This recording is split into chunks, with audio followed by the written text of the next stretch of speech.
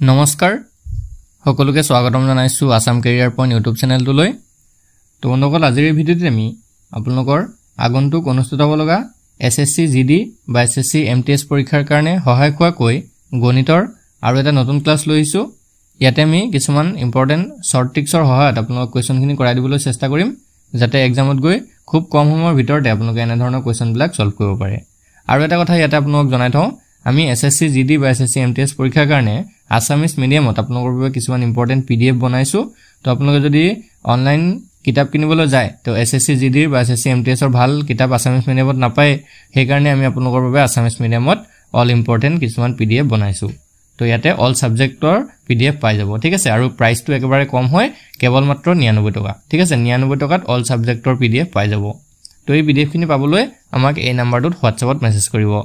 আমাৰ নাম্বাৰটো হৈছে 8133840965। ইয়াতে আমাক হোৱাটছআপত মেছেজ কৰিব, ঠিক আছে। আমাক ইয়াতে কল নকৰিব, কেৱল হোৱাটছআপত মেছেজ কৰি জনাই দিব যে আপোনালোকৰ জিডি বা এমটিএছ পৰীক্ষাৰ কাৰণে পিডিএফখিনি লাগে। তো কেৱল 99 টকাত আমি আপোনালোকক গোটেইখিনি সাবজেক্টৰ পিডিএফ দি দিম, ঠিক আছে। এতিয়া আমি কোৱেশ্যনখিনি চাওঁ। তো ফাৰ্ষ্ট কোৱেশ্যনটো কি দিছে, 3টা অংকৰে লিখিব পৰা আটাইতকৈ ডাঙৰ আৰু আটাইতকৈ সৰু সংখ্যা দুটাৰ পাৰ্থক্য কিমান? তো এতিয়া প্ৰথম কথা হ'ল আমি 3টা অংকৰে লিখিব পৰা সংখ্যাবিলাক চিনি পাব লাগিব, ঠিক আছে। তো 3টা অংকৰে লিখিব পৰা সংখ্যাবোৰ কেনেকুৱা থাকে, ধৰক 200 হ'ল, 550 বা 100 বা 440 মানে 652, এনেকুৱাবিলাক হৈছে 3টা অংকৰে লিখিব পৰা সংখ্যা। সো এনেকুৱা 3টা অংকৰে লিখিব পৰা আটাইতকৈ ডাঙৰ যিটো সংখ্যা যদি আমি চাওঁ সেইটো হৈছে 999, অৰ্থাৎ 999। কাৰণ তাতকৈ যদি আৰু 1 বঢ়াই দিওঁ তেতিয়া সেইটো হৈ যাবগৈ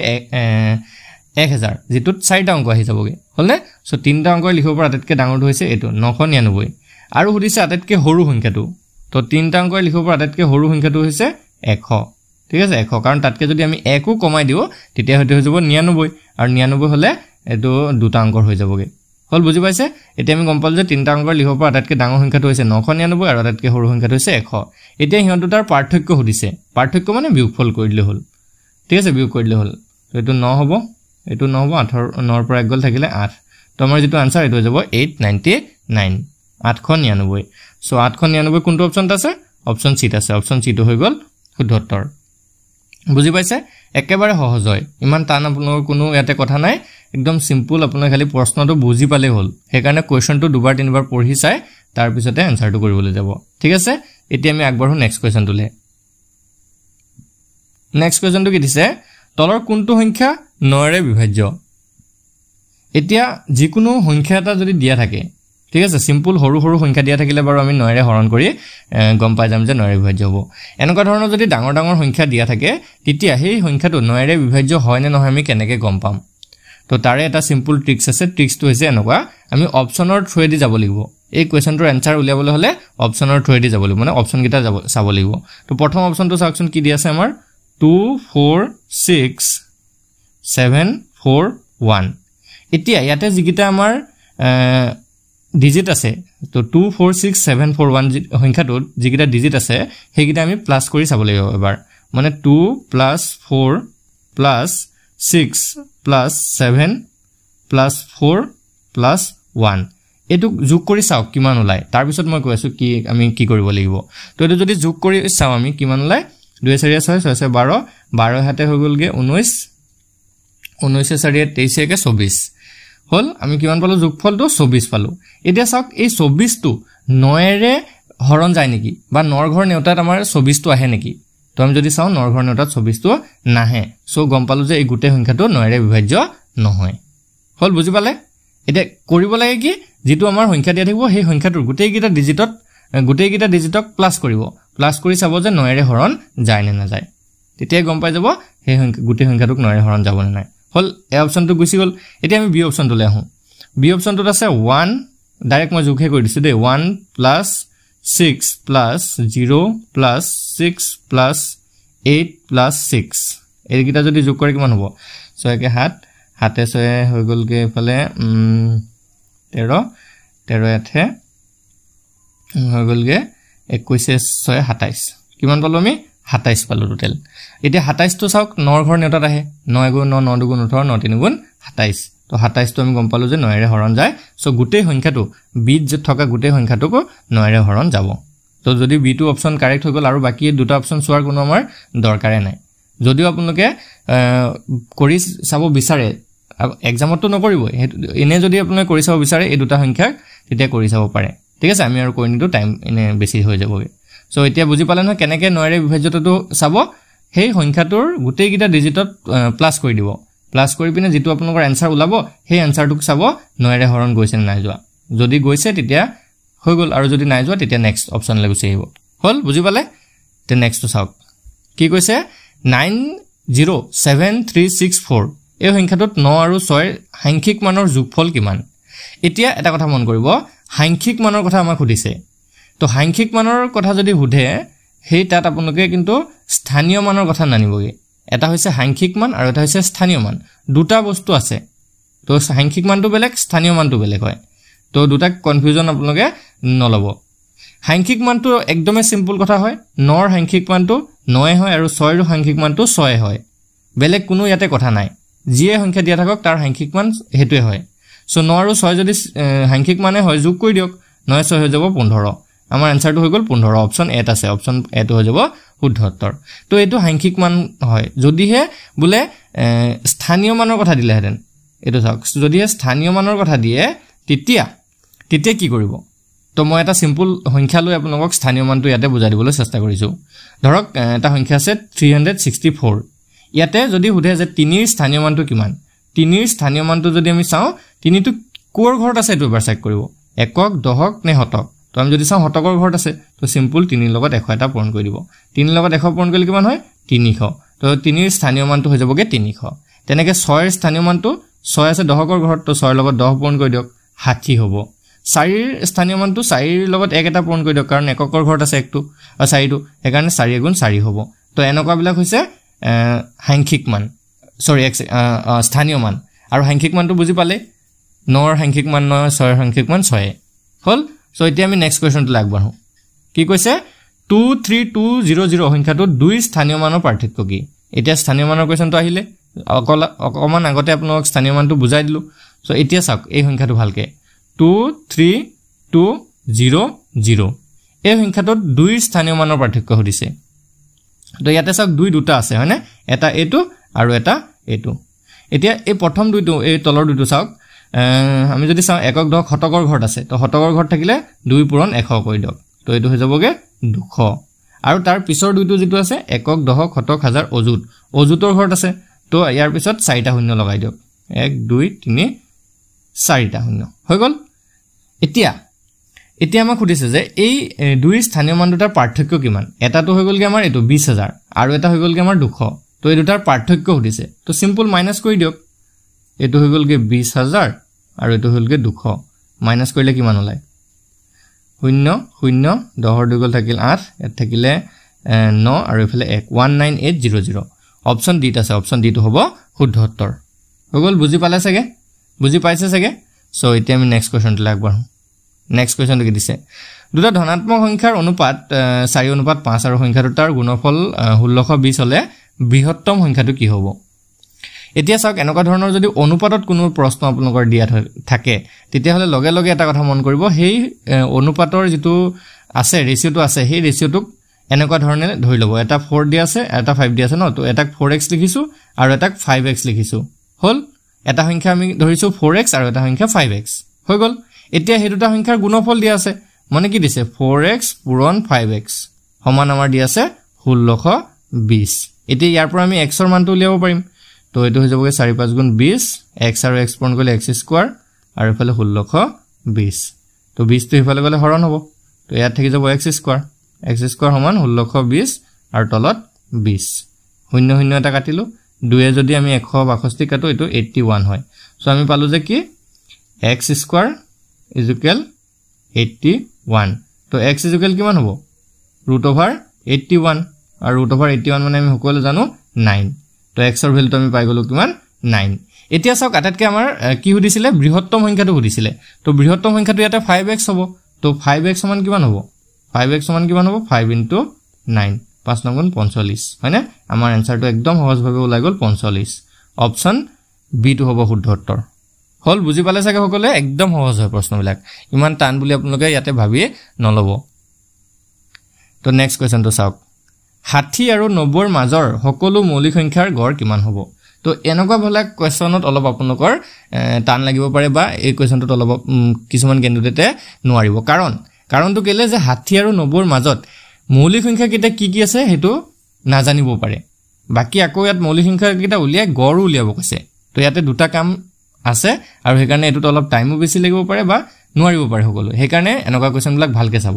এটা মই এটা কথা কৈ দিছো এটা আমাক 60 আৰু 90 ৰ মাজৰ মৌলিক সংখ্যা হদিছে তো সেই কাৰণে মই আপোনাক কৈছো যে একদম আপোনালোকে মিনিমাম 1 ৰ পৰা 100 লৈকে 1 ৰ পৰা 100 লৈকে যিকিটা মৌলিক সংখ্যা আছে সেইকিটা জানি থোৱাটো ভাল যিমান কিটা আছে 1 ৰ পৰা 100 লৈকে যিমান কিটা মৌলিক সংখ্যা আছে 25 টা মান আছে নেকি 25 টা আছে হয় 1 ৰ পৰা 100 লৈকে 25 টা মৌলিক সংখ্যা আছে আৰু সেইকিটা মুখস্থ কৰি থব একদম কাৰণ পৰীক্ষাত আপোনালোকৰ যিকোনো পৰীক্ষাতে আহি যায় কেৱল এসএসসি বুলিয়ে নহয় আপোনালোকে যদি আসাম গভৰ্ণমেণ্টৰো যিকোনো ধৰণৰ এক্সাম দিবলৈ যায় তাতো এই মৌলিক সংখ্যাৰ পৰা প্ৰশ্ন আহে মানে সিওৰ 100% সেই কাৰণে মৌলিক সংখ্যা কিটা ইম্পৰ্টেন্ট হয় তো এতিয়া আমাক সুধিছে 60 আৰু 90 ৰ মাজত তো প্ৰথমতে আমি একিটা লিখি লওঁ 60 আৰু 90 ৰ মাজত কি মৌলিক সংখ্যা আছে তো একিটা হৈছে 61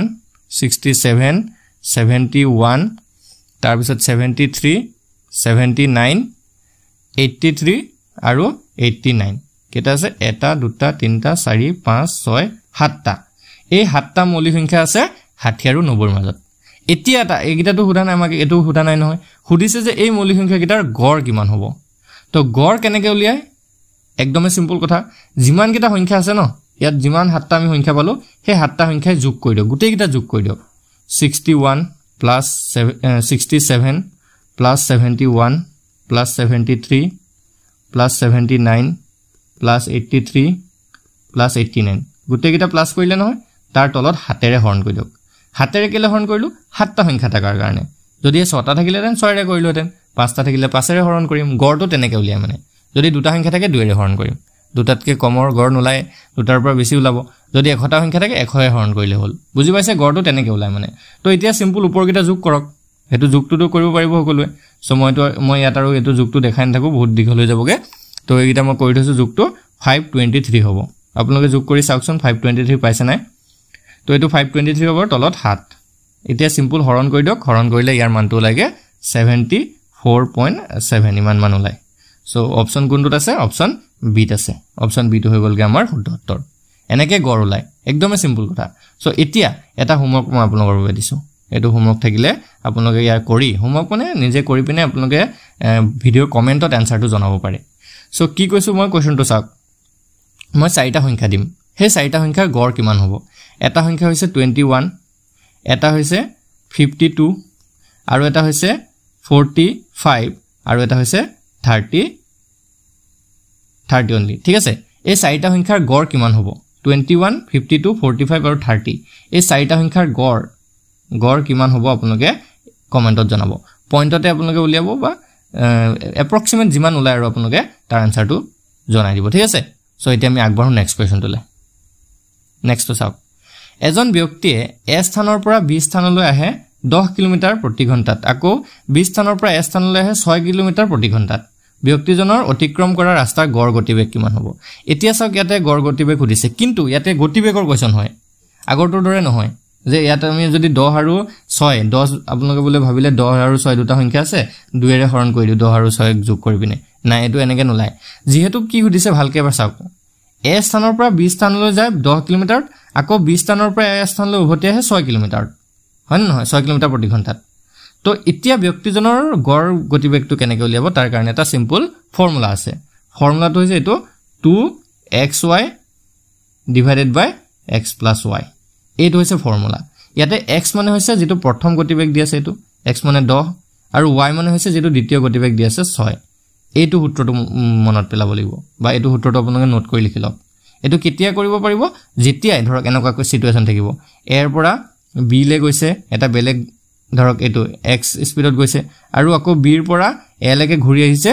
y স্পিডত তেতিয়াহে এই সূত্ৰটো আপোনালোকে এপ্লাই কৰিব পাৰিব হল তো সিম্পল এটো সূত্ৰ হল এতিয়া আমি সূত্ৰটোত এপ্লাই কৰি দিও সূত্ৰটো হৈছে 2xy ডিভাইডেড বাই x plus y তো ইয়াতে কৈছো ন x মানে হৈছে 10 y মানে হৈছে 6 কি হ'বগে তেতিয়া আমাৰ 2 পূৰণ 10 পূৰণ 6 তলত 10 যোগ 6 10 যোগ 6 কৰিলে ডাইৰেক্ট মই পাতি দিছো 10 6 হৈ গলগে 16 এতিয়া 2 যদি 16 কাটো আমি 8 বাৰ যায় আকৌ 2 যদি কাটি দিও 6 তিনিবাৰ 8 যায় 4 বাৰ আকৌ 10 কাটিলো 5 বাৰ গল তাৰ পিছতে 4 কাটিলো 2 বাৰ গল তো সিম্পল আমাৰ ইয়াত থাকিলেগে ওপৰত 5 পূৰণ 3 তলত থাকিলে 2 5 3 গুণ 15 তলত 2 15 ক 2 হৰণ কৰিলে এটো 7.5 ওলাব 7.5 অপচন ডি আছে অপচন ডি তো হ'ব শুদ্ধ উত্তৰ ক্যালকুলেশন তো সিম্পল ক্যালকুলেশন হয় ইমান আপোনালোকৰ ইয়াতে কথা নাই পাৰিব চাগে হয় না একদমই সিম্পল কোৱেশ্চন হয় খালি সূত্ৰটো মনত ৰাখিব সূত্ৰটো ইম্পৰ্টেন্ট হয় ইয়াত হল সো তেতিয়া আগবাঢ়ো নেক্সট কোৱেশ্চন তুলে এজন মানুহে 300 টকাত এটা বস্তু কিনে আৰু সেই বস্তুটো তেওঁ 375 টকাত বিক্ৰী কৰে তো মানুহজনৰ হতকৰা লাভ কিমান হ'ব এতিয়া চাওক লাভ লোকসানৰ প্ৰশ্নটো আহে সব পৰীক্ষাতে আহে হেকাৰণে এটো প্ৰশ্ন ইম্পৰ্টেন্ট হয় কাৰণ জিগিটা প্ৰশ্ন ৰাখিছো এই টপিক গিটাৰ পৰাই আপোনালোকৰ কম্পিটিটিভ এক্সামত আহে হেকাৰণে গুটেই গিটাৰ কোৱেশ্চন ইম্পৰ্টেন্ট হয় ভালকে চালে হল আৰু এটোৱে যে আহিব আপোনালোকৰ কোনো কথা নাই এনেকুৱা ধৰণৰ আহিব মানে বুজি পাইছা না তো যদি এনেকুৱা ধৰণৰ এটা চাই যায় বা দুটামান কোৱেশ্চন চাই যায় তো এটোৰ নিচিনা যদি আহি যায় লগে লগে কৰিব পাৰিব হেতু কাৰণে আমি প্ৰেক্টিস বিলাক কৰাই আছো ঠিক আছে তো কি কৈছে চাওক 300 টকাত বস্তু এটা কিনে আৰু হেতু 375 ত বেচে 300 টকাটোক আমি কি বুলি লিখিম সিপি বুলি লিখিম সিপি মানে কিনা দাম বা কষ্ট প্ৰাইস আৰু বেচিলে কে টকাত এটোক আমি এসপি বুলি লিখিম সেলিং প্ৰাইস বেচিলে 375 টকাত হলনে এতিয়া আমি যদি চাও লাভ কিমান হল 300 ত কিনি 375 যদি বেচে লাভ কিমান হল তো এতিয়া আমি দেখা দেখি গম পাইছো যে লাভটো হল 75 টকা হয় নহয় 300 পৰা 375 বেচিছে 75 টকা কি হল লাভ হল তো এটোক আমি প্ৰফিট বুলি লিখিছো ঠিক আছে পি মানে প্ৰফিট এতিয়া আমাক খুদিছে হতকৰা লাভ কিমান তো হতকৰা লাভ উলিওৱাটো কোৱা হয় p% আৰু এটোৰ এটা ফৰ্মুলা আছে এই ফৰ্মুলাটো নোট কৰি লব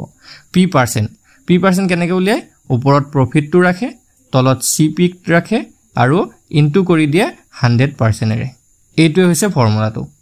ওপৰত প্ৰফিট ৰাখিলে তলত সিপি ইনটু 100% এইটোৱে হৈছে প্ৰফিট পাৰ্সেন্ট বা হতকৰা লাভ উলিওৱা সূত্ৰ তো ইয়াতে আমি পাতি দিও এতিয়া ওপৰত 75 তলত সিপি মানে 300 আৰু এফালে 100% হল 100 দুটা শূন্য কাটিলো 300 দুটা শূন্য কাটিলো 3 এ 25ক যদি কাটো এটো 75 কাটিলে 25 বাৰ যায় তো আমাৰ উলাই গল ন মুখতে উলাই গল 25% কি হল লাভ হল অপচন ডি তো হ'ব শুদ্ধ উত্তৰ একেবাৰে সহজ হয় নে খালি বস্তুটো হিকিলে হল বাকি একো নাই আৰু হল বুজি পাইছে তো আজি একেটা কোৱেশ্চনে আমি কৰিলো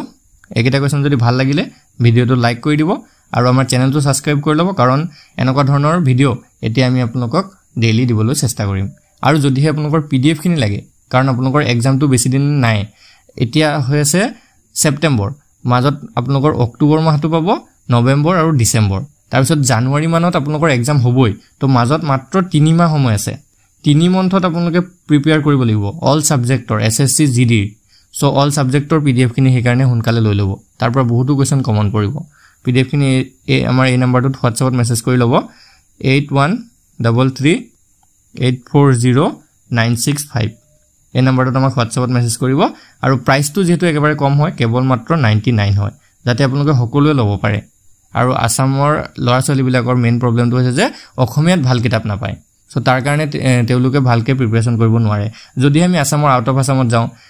অল ওভাৰ ইন্ডিয়াত হিন্দী মিডিয়ামত বহুতো ভাল ভাল কিতাপ পায় বা হিন্দী মিডিয়ামত বহুতো ভাল কন্টেন্টও পায় ভিডিও পায় যিবিলাক হিন্দী মিডিয়ামৰ লৰা ছোৱালীয়ে বুজি নাপায় আমাৰ নিচিনা অসমীয়া মানুহবিলাকে বুজি নাপায় তাৰ কাৰণে আসামিছত আমি পিডিএফ খিনি বনাইছো ঠিক আছে হেকাৰণে হুনকালে সবে লৈ লবা আৰু আজি ভিডিওটো চোৱাৰ কাৰণে সকলোকে ধন্যবাদ